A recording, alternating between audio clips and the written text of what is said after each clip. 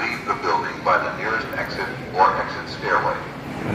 Do not use the elevator.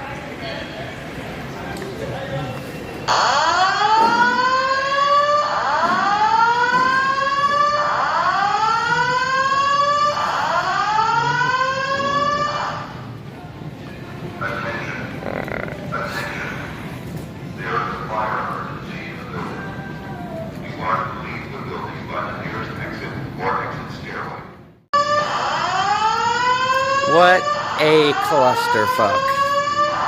So I fly on average about every 2 to 3 weeks, and this is the most messed up airport experience I've ever had. I'm laughing about it, I'm smiling, but just something else.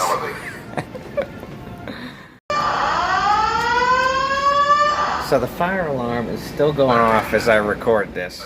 Right as I'm putting my bag into the bin and putting it on the belt, the fire alarm starts going off, and at first the TSA agents are like, okay, everything has to freeze, the checkpoint's closing, you know, we can't screen any more people right now. And the guy in front of me was just bullshit. He was losing it. I was kind of keeping my distance from him, because if he had a meltdown and they like called security, I didn't want to be, you know, associated with that. But you know, he calmed down and got through. Hopefully he makes his flight. He was in the same situation as I was, being frustrated with no pre-check. He was with his wife, who was like trying to calm him down, but anyway, that's neither here nor there at this point.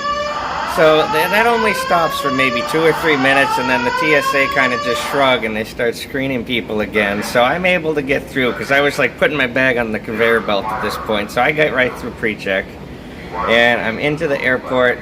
I took that video clip of the fire alarm going off. It's been going off for probably 15 minutes at this point, but they have not evacuated the building or anything like that.